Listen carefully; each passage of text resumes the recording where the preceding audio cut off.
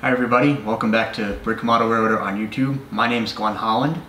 And I'm Cale Leapart. And we're back with more premium instructions, or maybe this time we should say we're back with 6 more. Yes. Because it's... 6 times the fun. Allow me to explain. We're back with the International Car Company Extended Vision Caboose.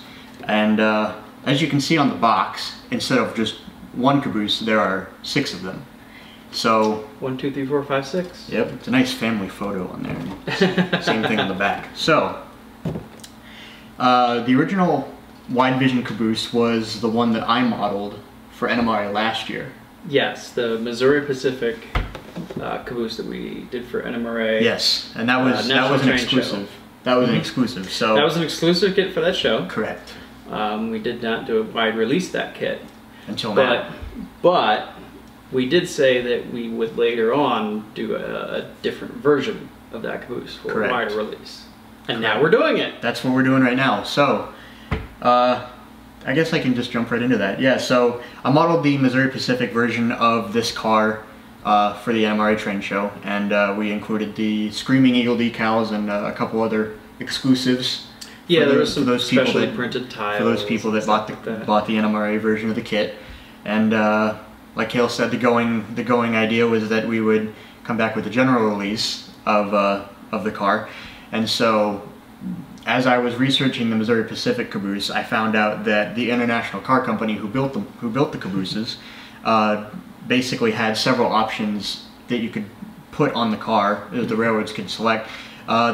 Probably the biggest outward appearance difference was the position of the cupola, which is the raised portion, kind of cab type thing. It's basically just a nice sitting area.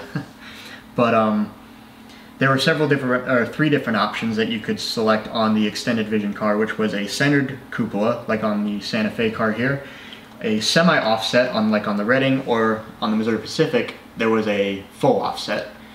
So the idea was that in the generic release of the wide vision caboose, or the extended vision, that we would represent one each of the options in the kit. So that would be 3 unique cabooses. Yes.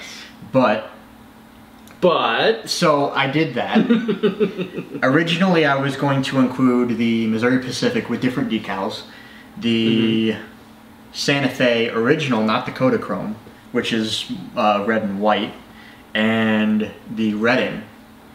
So I modeled all 3 of those, and I actually modeled the Detroit, Toledo, and Ironton version as well, but decided not to include it to kind of vary our geography, the geography of our railroads a little bit, keep the decals and regions a little farther separated.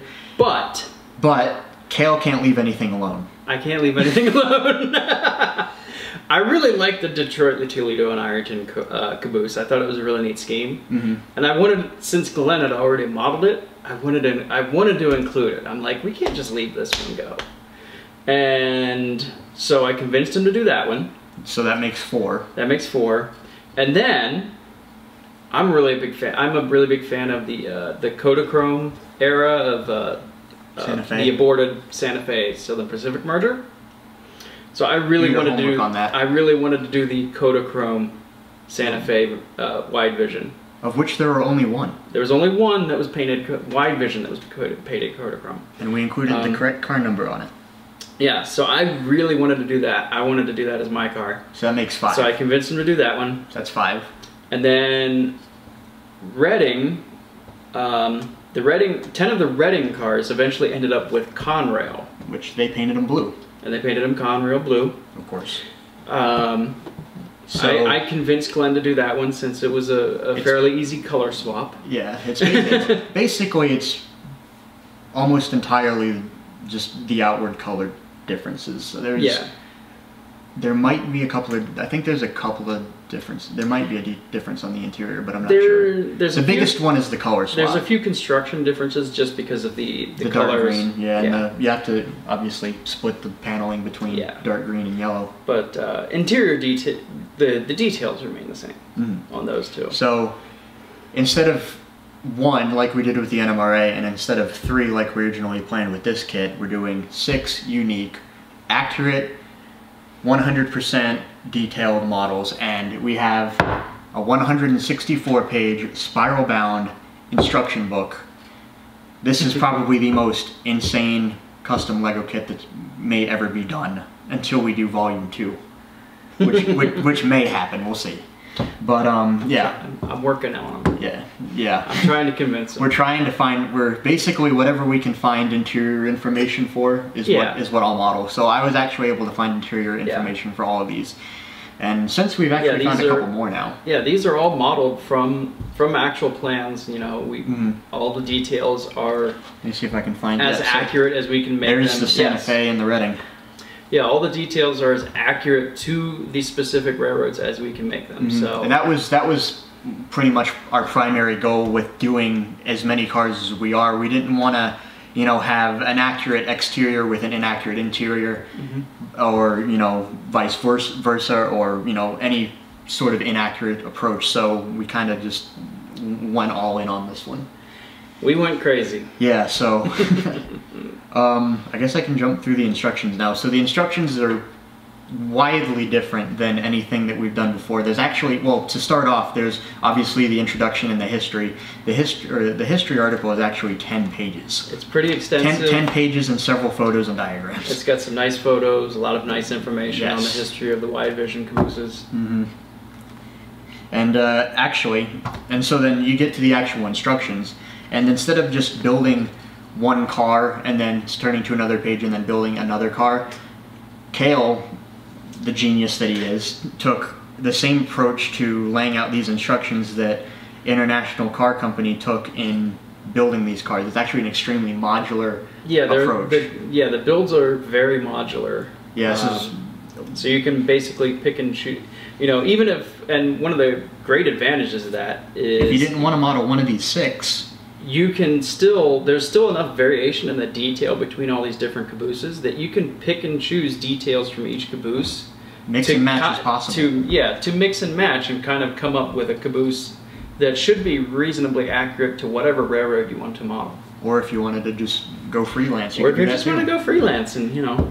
So, but it's an entirely modular approach. The way that the instructions take you through it is basically, if you look at the contents here, you can kind of, the submodel instructions begin on page 13, and then after that it basically brings you to, well, in the submodels it'll call out what submodels and what assemblies will be used on each car, so you can basically go into it with the forethought of what car you would like to build, and then go through and build the appropriate submodels and subassemblies, and then you turn to one of the 6 other pages listed on here, and then start modeling, or start putting all of those subassemblies together on the finished product. Yes. So basically you have a lot of different components, and as we did with both of these cars, you basically start out with several piles of components, and then all of a sudden you have a base, and then all 4 of your walls are done in about 3 steps. You put the end walls on, the doors are in, and then the roofs come. It comes together really fast in the end. Yeah. But it's amazing once in the end there how fast the caboose comes together. You know? Yeah, but it's really nice though, and it makes a lot of sense. We tried to be as clear and concise as we could with the callouts. We actually added a lot in. After our first round of editing, we went back and tried to, you know, make it a little bit extra clear when you're, you know, because we've seen this before. Whoever you know picks one up hasn't, obviously, so we wanted to make it as easy to follow as possible. We think we did a pretty good job. But yeah, it's definitely it's definitely been a challenging book to lay out as far as, like, yeah. You know. I mean, the parts list is 35 pages for all 6 of them. Yeah. There is a complete part list for each caboose, so they're all in the back. They're not in the back of each section. So if you want to build the Reading, all the parts for the Reading are listed together under Reading part list. Yeah, same thing for the Conrail and the rest of them. Yeah, so you don't, so you can easily, like, to easily give you an example, easily figure out what parts you need. There's an example of the different wall panels that are going to the model, and actually, I pride myself on this. I actually modeled the correct number of panels on the wall. It's like, there are 1, 2, 3, 4, 5, 6, 7, 8 panels, and it turns out that a 3-stud panel is perfect. It's the exact same count. How's that for detailed nerdiness? Nailed it. And so basically, here's an example of the assembly of some of the components there. There's a lot of them. All the interiors, like we mentioned, are completely accurate. So, you know, there's a lot to this book, and it did take a while to lay out. We were hoping that we could do this, you know, have this available a while ago, but we wanted to make sure that it was, you know, as comprehensive and as easy to use right off the bat. So, you know, halfway through we did double our car count. Right, halfway through Kale did double the car count. I'm not even going to say that was my fault. That was entirely your fault. But you're not sorry about that. I'm not sorry. But yeah, I'll turn to the decal page now. I don't think I've said what we're offering. So there's decals, well, the examples of the cars with the decals on. So going top to bottom is the Redding with car numbers 94 100 and 94 19. The Redding actually had two separate classes, which were called NEA and NEB.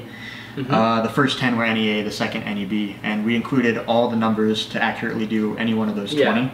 And also we have the different data for each car. So we have the decals for each class and the build dates for each Same class. with the rest of the other 5. Yeah. The Conrail actually only inherited 10 of the Redding's cars instead of all 20, so we only modeled those numbers on the decal sheet.